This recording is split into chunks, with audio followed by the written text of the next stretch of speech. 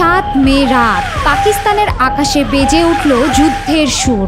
শত্রুর আক্রমণ, আকাশ সীমায় প্রবেশ করেছে শত্রুপক্ষের বিমান। ভারতীয় রাফাল যুদ্ধ বিমান পাকিস্তানের আকাশে প্রবেশ করতেই বদলে যায় পরিস্থিতি। হাই অ্যালার্ট জারি হয়ে যায় সামরিক ঘাঁটিগুলোতে। কিন্তু শত্রুপক্ষ জানত না পাকিস্তানের হয়ে ককপিটে বসে আছে এক সাহসী নারী, স্কোয়াড্রন লিডার আয়েশা ফারুকি।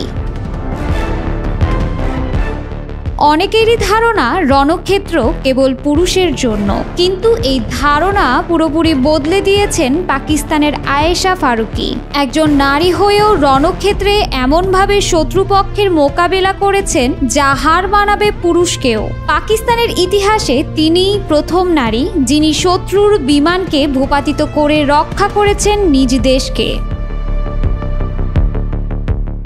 আয়েশা ফারুকি ধ্বংস করেছেন ভারতের রাফাল যুদ্ধ বিমান, তাই তো পরিচিত হয়ে উঠেছেন দেশের আকাশ রানী হিসেবে।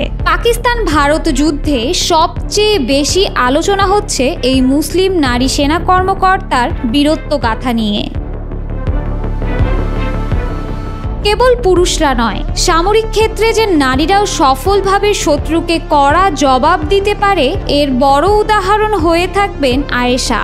ভারতের আচমকা আক্রমণেও ঠান্ডা মাথায় স্ক্রিনে চোখ রেখে নিখুঁত নিশানায় আঘাত করেন তিনি, আর এতেই কুপকাত হয়ে পড়ে ভারতের শক্তিশালী রাফাল যুদ্ধ বিমান।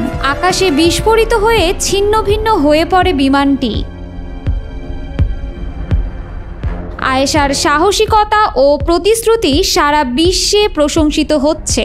যুক্তরাষ্ট্র, ব্রিটেন, তুরস্ক সহ বিভিন্ন আন্তর্জাতিক সংবাদ মাধ্যমে তার বীরত্বগাথা প্রকাশিত হয়। পাকিস্তানের প্রধানমন্ত্রী নিজে তাকে ফোন করে অভিনন্দন জানান এবং প্রতিরক্ষা মন্ত্রণালয় ঘোষণা করে যে তাকে জাতীয় বীরের সম্মানে ভূষিত করা হবে। আয়েশা পাকিস্তানের যুদ্ধবিমানের প্রথম নারী পাইলট। 2013 সালে তিনি প্রথম নারী হিসেবে পাকিস্তানের বিমান বাহিনীর যুদ্ধবিমান চালানোর অনুমতি লাভ করে, যা ছিল দেশটির সামরিক ইতিহাসে এক যুগান্তকারী ঘটনা। তার হেলমেটের ভেতর থেকে উকি দেয় জলপাই রঙের হিজাব। পাকিস্তানে গত এক দশকে বিমান বাহিনীতে মাত্র 19 জন নারী পাইলট হয়েছেন। উত্তর পাকিস্তানের মুশাফ বিমান ঘাঁটিতে প্রশিক্ষণ নেন মৃদুভাষী আয়েশা।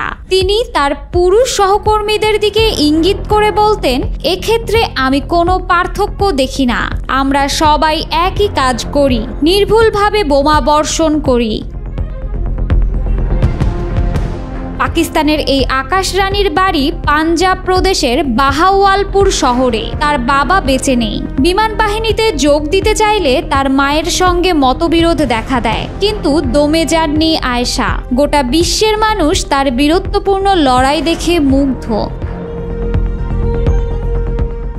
আয়েশা ফারুকি কেবলই একজন সফল নারী পাইলটই নন, পুরো পৃথিবীর কাছে তিনি এক উজ্জ্বল দৃষ্টান্ত। একদিকে তিনি সাহসিকতার সাথে দেশকে রক্ষা করেছেন, অন্যদিকে সমাজের নারীর অবস্থানকে শক্তিশালী করেছেন তিনি। তার এই সাহসিকতা মুসলিম বিশ্বের কাছে ও নতুন প্রজন্মের কাছে দৃষ্টান্ত হয়ে থাকবে।